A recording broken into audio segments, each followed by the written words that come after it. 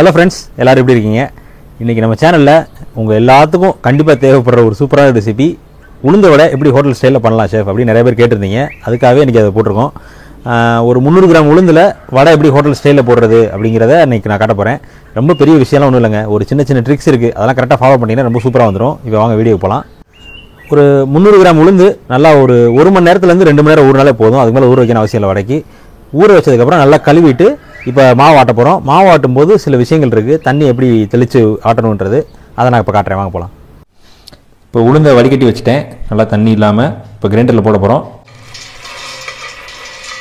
இப்போது நம்ம பாருங்கள், தண்ணியே ஊற்றலை, ஓடிட்டுருக்கு. ஒரு சின்ன டம்ளரில் தண்ணி எடுத்திருக்கேன். இங்கே பாருங்கள், உங்கள் வீட்டில் தண்ணி குடிக்க வச்சுருப்பீங்களா, சின்ன டம்ளரு. அதெல்லாம் இப்படி லைட்டாக இப்படி தெளிச்சிட்டே இருங்க. அப்பப்போ ரொம்ப தண்ணி ஊற்றிடாதீங்க, தேவைப்பட்டால் மட்டும் தெளிச்சிக்கலாம். அதாவது கிரைண்டர் டைட்டாக ஓடிடக்கூடாது, அவ்வளோதான். ஸ்மூத்தாக ஓடுற அளவு தண்ணி தெளிச்சா போதும். பாருங்கள், நல்லா ஸ்மூத்தாக ஓடிடுச்சு. ரொம்ப டைட்டாகவும் ஓடல, ரொம்ப தண்ணியாக ஓடல. இப்போ அமர்த்திட்டேன். இப்போ இதை எடுத்துடலாம். மாவெல்லாம் ஆட்டி எடுத்துகிட்டு வச்சாச்சு. இப்போ வாங்க என்னென்ன பொருள் சேர்க்கணுன்றதை காட்டுறேன். நான் சொன்ன மாதிரியே தண்ணி கரெக்டாக தெளித்து ஆட்டி எடுத்துருங்க. ஒருவேளை திரும்ப கொஞ்சம் தண்ணி தேவைப்படலாம். அது இப்போ நான் மிக்ஸ் பண்ணும்போது எனக்கே தெரியும். அப்போ நான் எவ்வளோ தண்ணி போடணும், எந்த கன்சிஸ்டன்சியில் சுடணுன்றதை இப்போ நான் காட்டுறேன். ஒரு பெரிய வெங்காயம் இந்த மாதிரி நறுக்கிக்கோங்க. இங்கே பாருங்கள், ரொம்ப பொடியாக இருக்கக்கூடாது. உளுந்த வடைக்கு கொஞ்சம் ஆனியன் பெருசாக இருந்தால் தான் நல்லாயிருக்கும். சாப்பிடும்போது அந்த பொரிச்சதுக்கப்புறம் நல்லாயிருக்கும் அதோட டேஸ்ட்டு. அதனால் கொஞ்சம் பெருசாக வெட்டி போட்டிருக்கேன். காரத்துக்கு ஒரு 2 பச்சை மிளகாய் நல்லா பொடியாக நறுக்கி போட்டுக்கோங்க. பொடியாக நறுக்குன இஞ்சி கொஞ்சமாக, பொடியாக நறுக்குன மல்லி இலை, கருவேப்பிலை கொஞ்சம் இந்த மாதிரி பிச்சு போட்டுக்கோங்க. ஹோட்டலில் நாங்கள் பொடியாக நறுக்கி போடுவோம். பட் நீங்கள் வீட்டில் பண்ணும்போது அதெல்லாம் பண்ண வேண்டாம். ஜஸ்ட் இப்படி பிச்சு போட்டிங்கன்னா கொஞ்சம் வாசமாக இருக்கும்.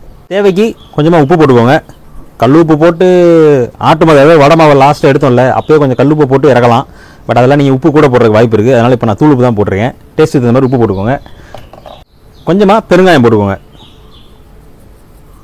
ஒரு முக்கியமான விஷயம், முழு மிளகு போடுவோம். எல்லா கடைகள்லையும் எல்லா ஹோட்டலையும் அப்படி தான் போடுறாங்க. பட் நான் ஒர்க் பண்ணுற ஹோட்டலில் பெரும்பாலும் மிளகு இடித்து போடுவேன். அது ரொம்ப வாசமாக இருக்கும். அதனால் கொஞ்சமாக போட்டாலும் போதும். மிளகு விற்கிற விலைக்கு நமக்கு கொஞ்சம் சீக்கிரமாக இருக்கலாம்ல. பட் இருந்தாலும் அவங்களுக்கு ட்ரெடிஷ்னல் ஸ்டைலில் முழு மிளகே போட்டு காட்டுறேன். அவ்வளோதான். இப்போது இதை நல்லா மிக்ஸ் பண்ணிட்டே இருப்போம். இப்போது இந்த வெங்காயம் ஃபுல்லாக நல்லா மிக்ஸ் ஆகிடுச்சா? இப்போ பாருங்கள், மாவு ரொம்ப திக்காக தான் இருக்குது. அதனால் கொஞ்சம் தண்ணி ஊற்றிக்கலாம், தெளிச்சிக்கலாம். சாரி, தண்ணி ஊற்றிக்கிறேன்ட்டு நிறையா ஊற்றிடாதீங்க, அப்புறம் நல்லாலாம் போயிடும். இப்போ பாருங்கள், திரும்பவும் இந்த டம்ளரில் ஒரு 3/4 டம்ளர் தண்ணி தெளித்து இப்படியே மிக்ஸ் பண்ணியிருக்கேன். இங்கே பாருங்களேன், கரெக்டாக நம்ம சுடுற பக்குவத்துக்கு வந்துருச்சு வடை. நீங்கள் அதை எடுத்து பார்த்தீங்கன்னா தெரியும் உங்களுக்கு. ரொம்ப தண்ணி இல்லாமல் கரெக்டாக அப்படி பொங்கி இருக்குது பாருங்கள். இப்போ சுட ஆரம்பிச்சிடலாம். ஓகே, இப்போது நம்ம மாவில் போட வேண்டிய ஐட்டமெல்லாம் போட்டு பெர்ஃபெக்டாக ரெடி ஆயிடுச்சு. ஒருவேளை இப்போ நீங்கள் இமீடியட்டாக சுடுறீங்க அப்படின்னா இது அப்படியே எடுத்து சுடலாம்.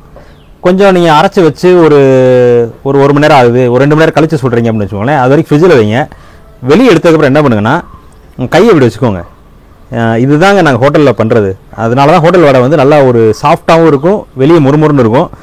கையை இப்படி வச்சு இந்த மாவு நல்லா பீட் பண்ணணும். பீட் பண்ணும்போது கொஞ்சம் ரைஸ் ஆகும். வாங்க காட்டுறேன். கையை இப்படி வச்சுக்கிட்டேன்னா இங்கே பாருங்கள், நல்லா இப்படி பீட் பண்ணுங்கள். இது என்ன ஒன்றா மாவு ரொம்ப ஸ்மூத் ஆயிரும். நீங்கள் கொஞ்சம் நேரம் கழிச்சு, இப்போ நான் சொன்ன மாதிரி நீங்கள் வடை மாவு வச்சுட்டு கொஞ்ச நேரம் கழிச்சு இப்படி அடியில் எடுத்து பார்த்தீங்கன்னு வச்சுக்கோங்களேன், கீழே ஃபுல்லாக கட்டிக்கிட்டே இருக்கும். மேலே இருக்க சாப்பிட்டு கீழே இருக்காது. அது எல்லாத்தையும் நம்ம மிக்ஸ் பண்ணுறது தான் இந்த ப்ராசஸ். அவ்வளோதான். ஒரு 4-5 டைம் இந்த மாதிரி பண்ணிடுங்க. அவ்வளோதான். இப்போ சுட ஆரம்பிக்கலாம். ஸோ வடை சுடுறதுக்கு முன்னாடி எப்போயுமே மாவு பக்கத்தில் ஒரு பவுலில் தண்ணி வச்சுக்கிறணும். அதெல்லாம் ஏற்கனவே பார்த்துருப்பீங்க. ஃபஸ்ட்டு வடை போடுறதுக்கு முன்னாடி கையை நல்லா இப்படி முக்கிக்கோங்க. இப்படி ஒரு முக்கிட்டு மாவை திரும்ப கையை பாருங்கள், இப்படி தான் வச்சுருக்கேன். இப்படி வச்சு இப்படி எடுத்திங்கன்னா உங்களுக்கு உருண்டையாக கிடைக்கும். அது என்ன பண்ணுங்கன்னா, அப்படி ஒரு தூக்கி போட்டு இப்படி உருட்டுங்க. நல்லா ரவுண்ட் வந்துருச்சா? ரவுண்ட் வந்ததுக்கப்புறம் முனி கை கொண்டு வந்துட்டு கையை வச்சு இப்படி ஒரு அமுக்கு, பெர்ஃபெக்டாக ஓட்ட விழுந்துடும். அப்படியே கொண்டு வந்து எண்ணெய்க்குள்ளே போட்டுருங்க. அவ்வளோதான்.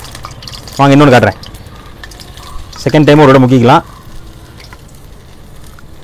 உருட்டியாச்சு. கை எப்படி வச்சுருக்கேன் பாருங்கள். இந்த மாதிரி இப்படி உருண்டையாக வர மாதிரி வச்சுட்டு திரும்ப முனி கை கொண்டு வந்துட்டு ஒரு கொஞ்சம் ஃப்ளாட் கூட பண்ணிக்கோங்க. அப்படி ஒரு அமுக்கு. அவ்வளோதான்.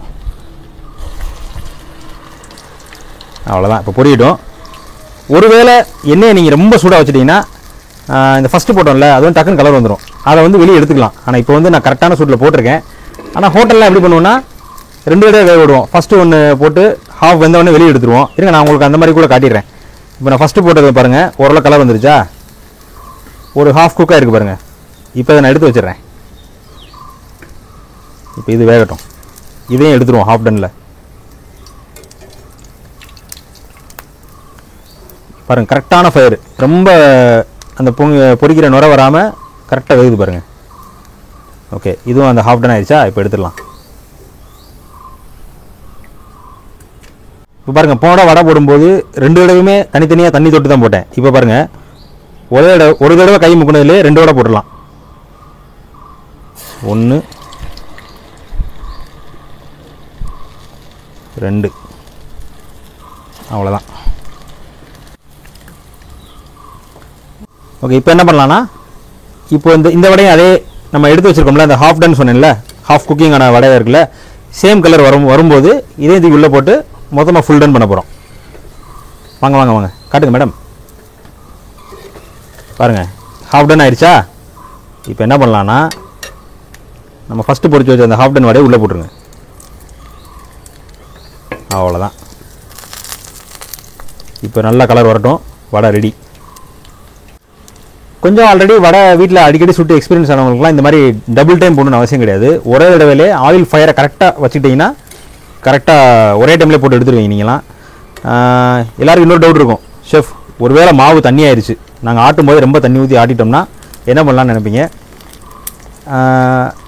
ஒருவேளை தண்ணி ஆட்டிட்டேன்னு வச்சுக்கோங்களேன், அதை எடுத்து அரிசி மாவு சேர்த்துக்கோங்க. வீட்டில் ரெகுலர் அரிசி மாவு இருக்கும்ல, பொடி, அரிசி மாவு பொடி, அதை போட்டு இந்த கன்சிஸ்டன்சி கொண்டு வந்துடுங்க. இப்போ நான் உங்களுக்கு காட்டியிருக்கேன்ல, இந்த மாதிரி வடை மாவு இருந்துச்சுன்னா ஆயில் குடிக்காது, நல்லாயிருக்கும். கரெக்டான இதில் நல்ல டெக்ஸ்சரில் நல்லா கிடைக்கும் வடை.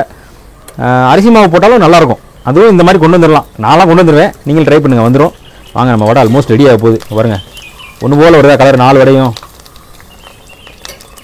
ஏற்கனவே ஹாஃப் குக்கான வடை தானே, அதனால் நீங்கள் இந்த செகண்ட் டைம் உள்ளே போடுறீங்களா, அப்போ வந்து ஃபயர் ஃபுல்லாக இருக்கணும். அப்போ தான் வந்து ரொம்ப எண்ணெய் குடிக்காமல் நல்லா வேகும். ஆல்மோஸ்ட் ஒரு 90% ரெடி ஆயிடுச்சு. ஓகேங்க, ரெடி ஆயிடுச்சு. வாங்க இங்கே பாருங்களேன், 4 வடையும் பாருங்களேன் ஒரே மாதிரி கலரில் இருக்கா. இதில் ஹைலைட் என்னென்னு பாருங்கள், நம்ம அந்த பெருசு பெருசாக வெட்டி போட்ட வெங்காயத்தை பார்த்தீங்களா, அதை தான் சாப்பிட்றதுக்கு சூப்பராக இருக்கும். வாங்க எடுத்துடலாம்.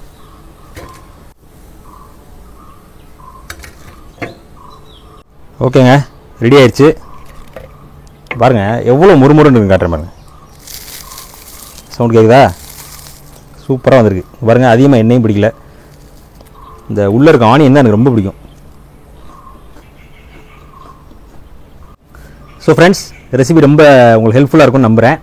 ட்ரை பண்ணுங்கள் வீட்டில். ரொம்ப ஈஸியான ஒரு ஸ்நாக் தானே, பட் இந்த மாதிரி பண்ணிங்கன்னா ஹோட்டலில் கிடைக்கிற மாதிரி உங்களுக்கு சூப்பராக கிடச்சிடும். இதில் சில வேரியேஷன்லாம் இருக்குது. இப்போ நான் பெரிய வெங்காயம் போட்டேன்ல, அதுக்கு பதிலாக சின்ன வெங்காயத்தையும் தக்காளியும் பொடி பொடியாக வெட்டி போட்டிங்கன்னு வச்சுக்கோங்களேன், மசாலா மெதுவோடன்னு சொல்லி மதுரையில் ஒரு கடையில் நான் சாப்பிட்ருக்கேன். ரொம்ப சூப்பராக இருக்கும். மீனாட்சி அம்மன் கோயிலுக்குள்ளே போகும்போது ஒரு பிரசாதமே இருக்குது இந்த வடையில். அதில் வந்து முழு கருப்பு உளுந்து இருக்குல்ல, இப்போ நம்ம வந்து தோலை உரிச்சிட்டு உளுந்த ஊற வச்சு நம்ம வடை சுட்டுருக்கோம். தோலோடய உளுந்த ஊற வச்சு மிளகு பச்சை மிளகாலாம் போட்டு ஆட்டி ஒரு வடை இருக்குது. அது அடுத்த விட நான் உங்களுக்கு செஞ்சு காட்டுறேன். அதுவும் சூப்பராக இருக்கும், மீனாட்சி அம்மன் கோயில் ஸ்டைலு. பட் இதுதான் பேசிக் வடை. இதை நீங்கள் கரெக்டாக விட பண்ணிட்டீங்க. அடுத்து நீங்கள் என்னனாலும் கேரட் வெட்டி போடலாம். சூப்பராக இருக்குங்க. ட்ரை பண்ணி என்ஜாய் பண்ணுங்கள். நம்ம சேனலை மறக்காமல் சப்ஸ்கிரைப் பண்ணுங்கள். Tata bye by.